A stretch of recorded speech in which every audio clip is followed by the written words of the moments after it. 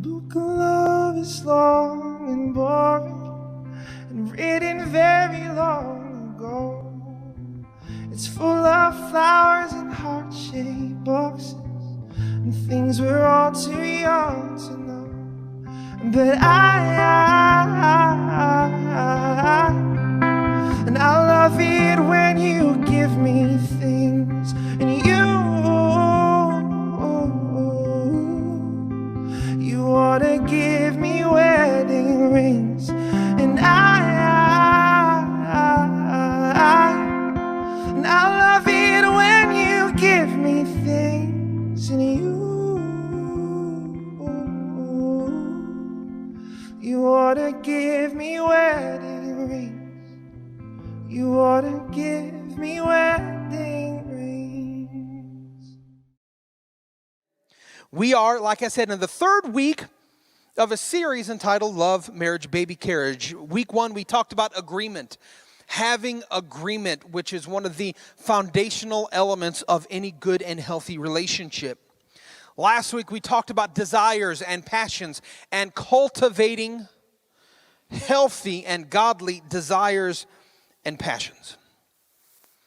Today, the title of my message is Friends with Benefits. Friends with Benefits. Do I have your attention? Good, because obviously it's not what you're thinking.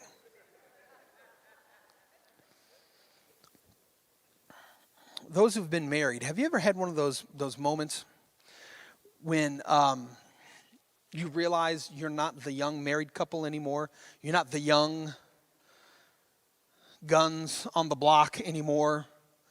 You're older, right? I remember having one of those moments, realizing that my relationship and my marriage had evolved a little bit, had graduated to a stable and secure marriage. I remember a few years into our marriage, my wife went to kiss me. And not just kiss me, but good and kiss me. You know what I'm talking about?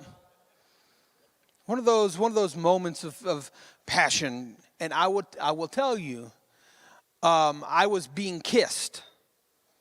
I wasn't doing a very good job of returning the kiss. And for good reason. And she stopped and kind of grabbed me by the collar and said, "Why don't you kiss me?" To which I said, "I'm trying not to burp in your face."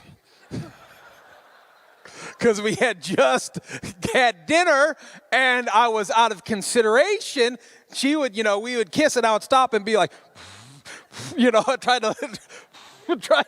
to leak out, things. Okay.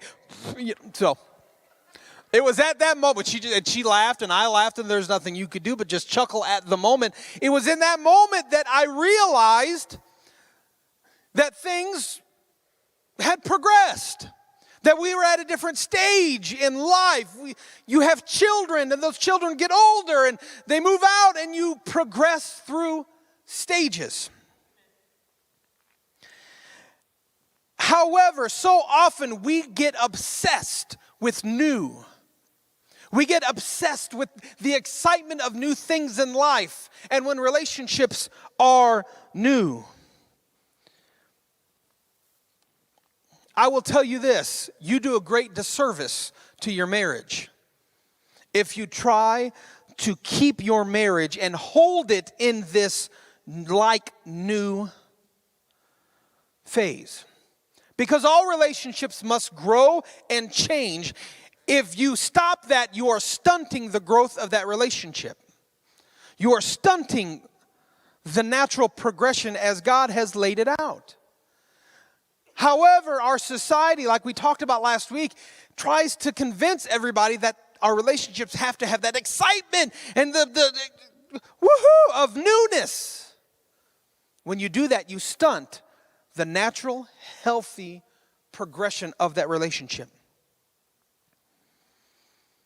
This morning, I'm going to talk about and unpack the most foundational and overlooked aspect of healthy marriage and healthy relationships.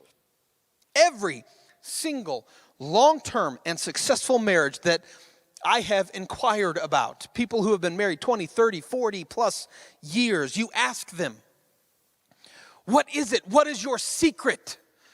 How have you been able to stay married and in this healthy relationship for 40 and 50 years? And every one of them that I have ever asked has given me the same answer. It's because I married my best friend. If you talk to a man, a husband who's been married 40 years, and you ask him, how is it that you've been able to remain faithful to your wife for 40 years? Never have I ever heard that husband say, because I married the prettiest girl in the room. She was good looking. That's how I've been able to remain faithful for 40 years, because she's good looking. I have never heard a wife of 40 years say, because he's got big muscles. He's ripped and cut. I've never heard that. The answer is always, I married my best friend. We laughed together. We cried together. That is how we've been able to remain faithful. And we have people who are spending hours and hours. They're getting counseling. They're going through all of these steps in order to, how do I save my marriage? But one of the most foundational problems is we're overlooking the beauty and the God-given foundation of companionship, of friendship. And we have people getting married 3, 4, 5, 6 times because they're overlooking the very critical aspect of friendship. In fact, I'm going to give you 2 examples from history. Martin Luther, who is considered the greatest apologist and theologian of our age, he gave birth to the Protestant Revolution. In fact, if it was not for Martin Luther, we would all be in Catholic churches right now in America because there would be no Protestant church. But even though he was one of the most foundational theologians, he was considered by most people to have wide emotional swings, entering into long periods of deep depression and long periods of manic state, to where some people think that he borderline manic depressive. He was unpleasant, he was demanding. But he married a young escaped nun by the name of Katrina von Bora. Because, and I love this, it would please his dad and rile the Pope. That's the reason why he got married. Because his dad was giving him pressure to get married, his father, and it would make the Pope mad. So he marries this young woman, and she was an interesting character herself. In fact, those close to both of them thought that neither one of them needed to be married to anybody, let alone each other. But he marries young Katrina von Bora, and she built a little cottage empire, providing 100% of the family's finances so Martin Luther could study and teach during this Protestant Reformation. Managing the grounds, purchasing land, making investments, even running a bed and breakfast and brewery to help finance what he was doing. And she was often known to sit in on the discussion when these great other theologians of the day would come and talk about the Protestant Reformation and what it meant and unpack the Word of God. She was right there. In fact, most biblical scholars, or not biblical scholars, but church history scholars, believe that she is the most underappreciated voice of the Protestant Reformation. And it is said to, she has contributed more than any other person save Martin Luther to the Protestant Reformation. In fact, Martin Luther once said of his wife, "You convince me of whatever you please. You have complete control. I concede to you the control of the household, providing my rights are preserved. Female government has never looked any better." And they often refer to each other as, throughout their life, my dearest friend. Another example is John and Abigail Adams. John Adams served as the second president of the United States and was one of the founding fathers of the Declaration of Independence. He was irritable, brash, rude, and widely disliked by everyone. Abigail was considered by the closest to them to be John's, even though he was a lawyer, intellectual equal or even superior. She often wrote him letters giving political advice that many of his contemporaries, like Thomas Jefferson, begged him to heed her advice. These letters can now be found in the Smithsonian Museum, and they address each other as my dearest friend. These relationships, these marriages began and had a trajectory that you would not see in romantic movies today. They did not start with all the fireworks and the passion, but they were grounded upon friendship. They were grounded upon commonality. They were grounded upon the Word of God. They were grounded upon these things. And they give a great foundation. You know, in fact, if you look at these women that I have examples of, we often use Proverbs 31 as a blueprint for a godly wife. And if you look at Proverbs 31 and you study these verses, you will see that this woman that they are referring to is a fearsome thing to behold. She is not a mousy, Aunt Bee, barefoot, making chocolate chip cookies type person. She excels at whatever she sets her hands to and devours every dream in her heart. She handles the household. She buys property and she invests wisely. She sells to the merchants. She's a savvy businesswoman. Her husband sits at the city gates and is highly respected because of her accomplishments. Husbands, I believe it is time that we stop being threatened by the dreams in our wives' hearts and help create the culture that sees her become who God has called her to be and to accomplish whatever God has placed in her heart. Whether it's to be an Aunt Bee type caregiver or Beethoven or Bill Gates, whatever God has placed in her heart, we need to create the atmosphere and culture that is supportive of that. You see, romance, passion, excitement, they're all great. But marriages, homes, families, and lives are built upon friendship. Life's greatest accomplishments are all smoke and mirrors unless we have someone to share them with. And like I said, this will look different for different people. Some people go through life and they do not get married, but they have close friends around that become their family. But don't just take my word for it or stories about historical figures. Let's unpack the Word of God. And let's challenge and be challenged by what His Word says regarding our modern concept and execution of friendship. One thing we need to understand, the first thing is that friendship stays simple. Friendship stays simple. It is the idea of quality over quantity. We have become obsessed as a society about the number of friends that we have. The number of people that we have in our sphere of influence. It's all about followers and likes. Oh, how many followers do you have? How many likes did you get to your post? And what we do is we build a large and shallow network of acquaintances. But God is calling us to deep and meaningful friendship. Proverbs 18:24 says, a man of many companions may come to ruin, but there is a friend who sticks closer than a brother.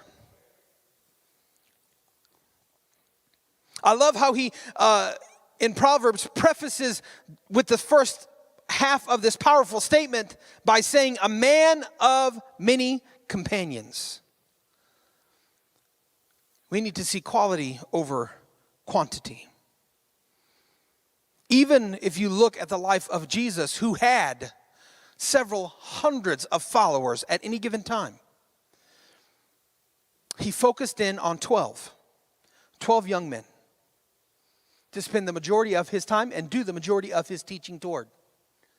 And out of those 12, he had 3 that were the closest to him, Peter, James, and John. And even out of those 3, he had a closest friend who was this disciple known as Jesus' beloved, the one whom he beloved. And that's John. Several weeks ago, I was in Disney World and I was walking around and I saw a man with a t-shirt and he had one of these big, massive Nikon professional type cameras. I mean, huge rig, just hefty. And being a photographer, I was keenly watching it just to see what it was. But then I noticed his shirt.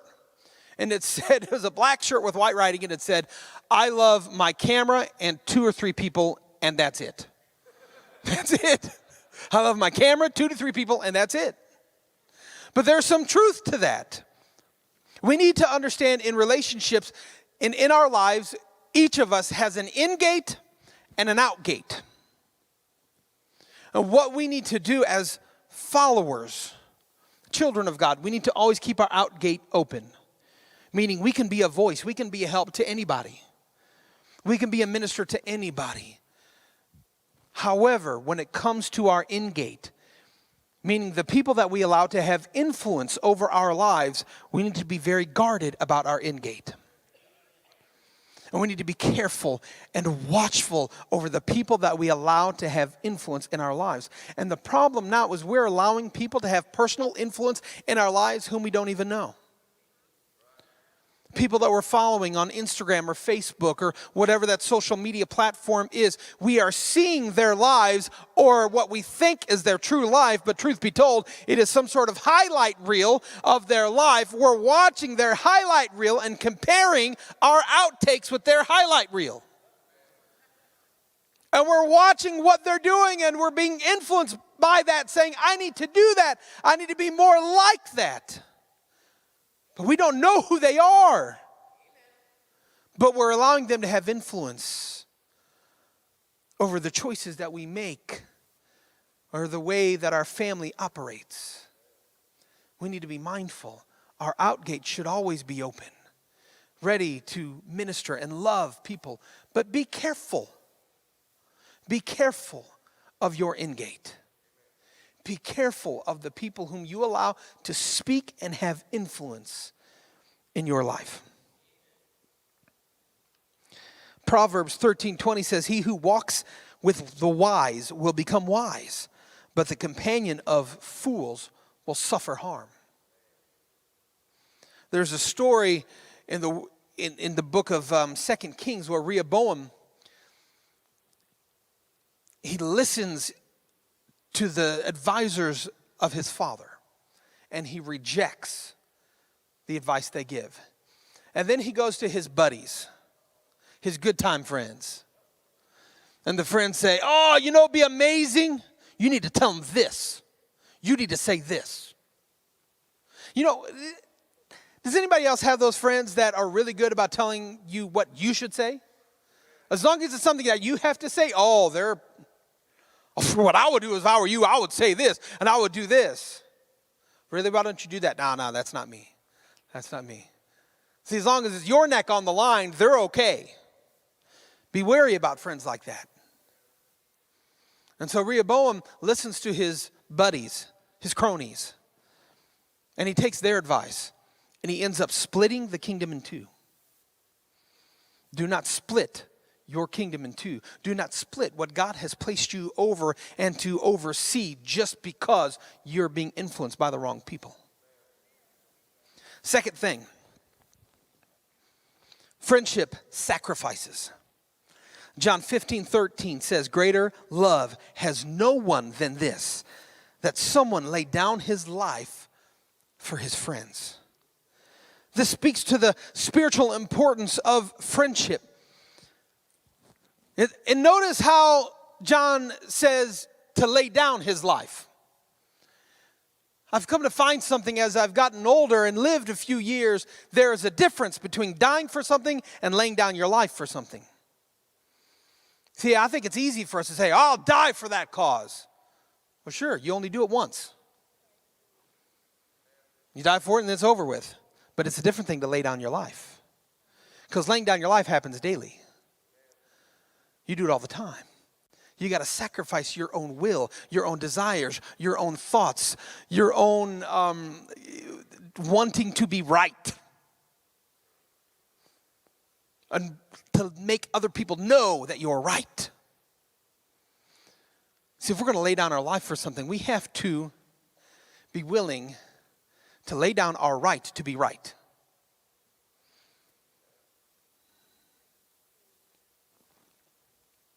Are you willing to lay down your life? To put aside your own pride, your own ambitions, your own thoughts? That's true friendship. And marriages that do not have that as a component are in trouble. That's got to be a part of your marriage. You have to be willing to lay down your life daily for your spouse. And I know for some of you that's hard. You're like, you don't understand. You don't live with this person. But it's okay. Because they have to live with you too. Right? Friendship sacrifices. Number 3. Friendship sticks. Friendship sticks. There's staying power. I remember, have you ever heard somebody who's been married a long time, 20-some years, say, you don't understand. They're not the same person that I married 20 years ago. Anybody ever heard that argument? Our marriage is not the same because they're not the same person they are. That's the dumbest argument I think I've ever heard. Of course they're not. It's 20 years ago. I should hope that your spouse has changed and progressed over 20 years. You don't want to be in the same relationship with the exact same person they were 20 years ago. Guess what? You've changed too. That's a part of the process. That's the name of the game. You change, they change, but you do it together. They're not the same person they were 20 years ago. Get over yourself and lay down your life. Proverbs 17:17 says, a friend loves at all times and a brother is born for adversity. Your relationships and your marriages might have had a lot of obstacles and hurdles over the years. But a true friend, true friendship, eats obstacles for breakfast. True friendship is born for adversity. True friendship sees the obstacles and sees the hurdles coming down the pipe, and they say, bring it on. I'm not scared. As my dad used to say, I ain't scared. I'm not afraid. Bring it on. Do you want to love at all times? Do you want to be born for adversity? Let me challenge you with this. Mind your pronouns. Mind your pronouns. You will never grow in your relationship, in your marriage, if you're using adversarial pronouns. Me and you. This is my thing. That's your thing. This is my idea. That's your idea. In true friendship and true and healthy relationships, mine and yours gets changed to ours. This is our thing.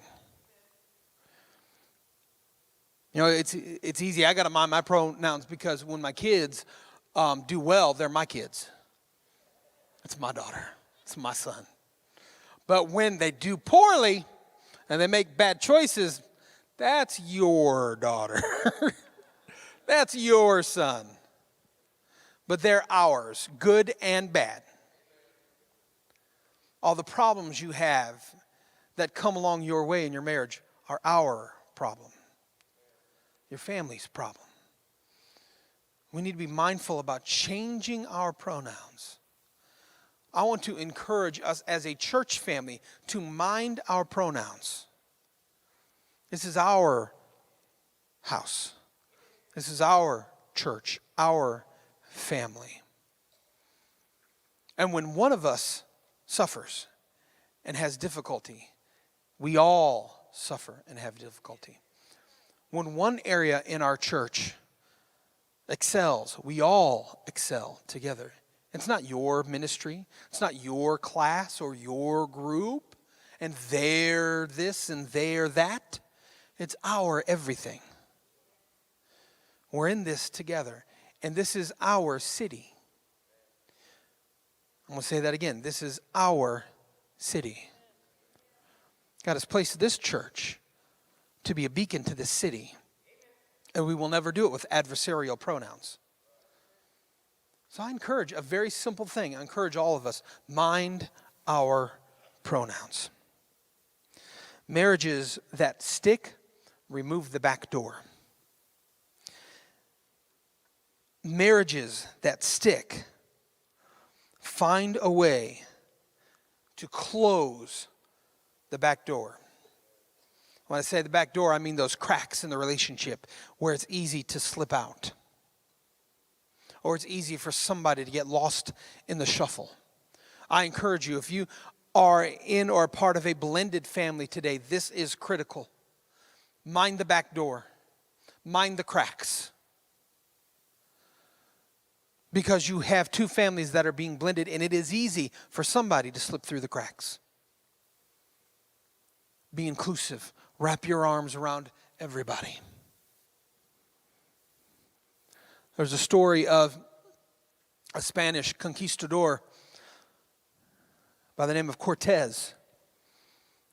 And they made landfall in the Americas looking for gold and fame, fortune, everything that the explorers of that day were looking for. And a couple weeks into it, he burnt his ships to keep his men from trying to mutiny and head back home. Because he knew their future was in front of them, not behind them. We got to burn the ships. We got to cut out any opportunity for somebody to slip through the cracks. Church, as a church, as a family, we got to burn the ships. We've got to burn the ships because our future lies ahead of us, not behind us. The future of this church is in front of us. And we need to start running toward that future. We need to burn the ships and give us no escape, no way out to where we have to move forward and trust God. Number 4, friendship strengthens. Friendship strengthens. If your friends are not strengthening you and challenging you, I question you, what kind of friendship do you have? If your marriage, if you're not strengthening each other and challenging each other and helping each other, I encourage you to start doing that. Start challenging each other. In fact, I would encourage you, ask your spouse to challenge you how you can be better. Because it's easy to say, oh, Pastor Mark says we need to challenge each other. So let me tell you all the ways that you can be a better spouse. Not going to work. Let me tell you right now, spoiler alert, that ends bad. But I encourage you to go to your spouse and say, challenge me. How can I be a better spouse? How can I be a better husband, wife, father, mother, brother, sister, whatever that may be? How can I be better? Challenge each other. Ecclesiastes 4:9-10 says, 2 are better than 1 because they have a good reward for their toil. For if they fall, one will lift up his fellow. But woe to him who is alone when he falls and has not another to lift him up. Proverbs 27:17, we all know this one. As iron sharpens iron, so does one man sharpen another. True friendship is not just merely a collection of common interests, inside jokes, and favorite music. True friendship moves us somewhere, challenges us somewhere. You've often heard me talk about the 80-20 rule. In life, 80% of what we talk about is going to be surface stuff. How OU played yesterday, how OSU played, how the Cowboys played. Sorry, I'm not a fan of the Cowboys. But whatever that may be. But the problem is we tend to get stuck in the 80%. The 20% is the deep stuff. You got to wade through the 80 to get to the 20. But so often we just try to keep it surface. We try to keep it, we just only talk about the weather and we only talk about sports. I encourage you, wade through in your relationships, get through the 80 and go to the 20.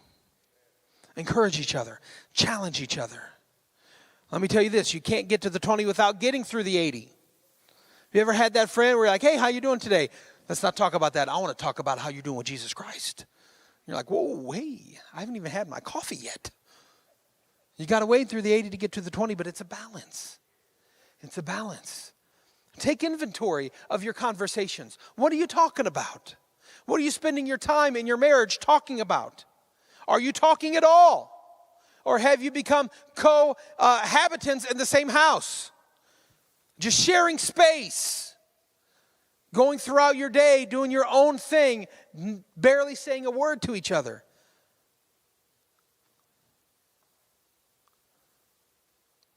We've got to get to the deeper stuff in life.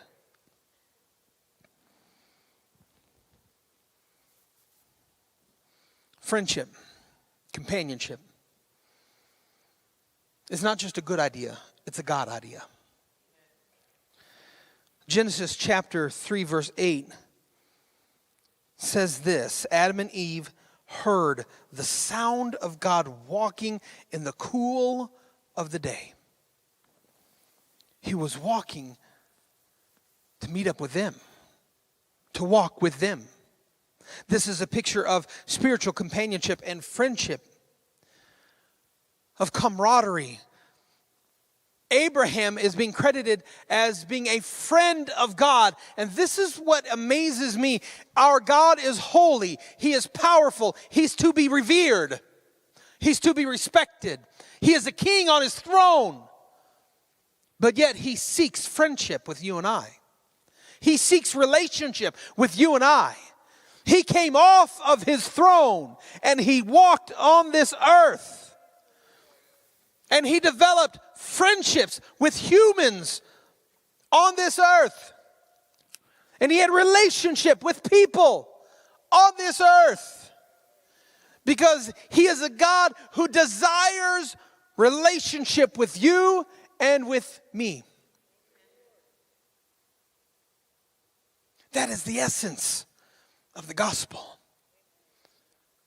A holy king, righteous and just, stepping down off his throne so that power can become accessible to us. And so that he can have relationship with you and with me. I encourage you today as a band begins to play. I encourage each and every one of us to take inventory of the relationships in our life. Take inventory of your marriage. It is my hope that this is a message that challenges us today. As I said earlier today, the title is Friends with Benefits. Many of you know the social connotation of that title. It's very selfish. It's a very selfish and self-serving connotation. But the true benefits is friendship itself. That companionship that lasts more than a season. It lasts longer than when the new wears out. But it stays and has staying power. If everybody would stand to your feet today. I'm learning as I get older, as I go throughout my life,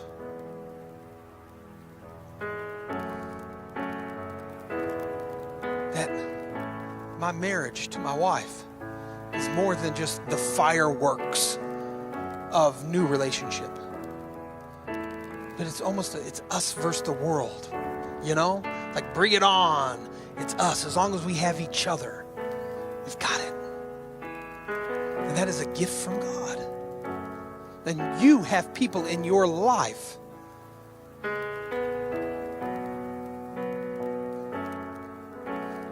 we got to cherish those relationships. Am I right? We have to cherish the friendships. We've got to cherish this family. We got to cherish this house. That's what it's all about. So my challenge to you today is don't take the relationships that God has placed in your life for granted. Take inventory. Take inventory. Are you sacrificing for one another? Are you keeping things simple? Focusing in and guarding your in-gate and out-gate? Do your relationships have staying power? And are you helping to strengthen those around you as iron sharpens iron? As we do that, just imagine how the health and vitality that will come to our relationships.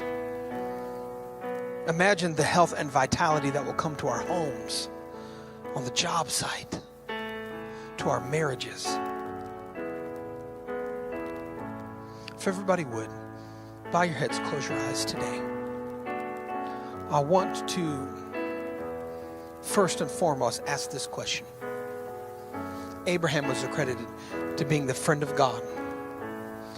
A holy and loving and righteous God who is here today wants to be your friend, wants to have a relationship with you, wants to have deep, meaningful, and personal relationship with you. I encourage you, today's your day to make him the Lord of your life. If you've never prayed that prayer, if you've never crossed that line of faith and entered into a personal relationship with Jesus Christ, today's your day. Maybe you have, but it's been so long ago. You need to come back home. If that's you, would you be brave enough to raise your hand so I can pray with you today? Is there anybody in this place? I don't ever want to pass up an opportunity. Anybody in this place? Just put your hand up and we'll pray for you.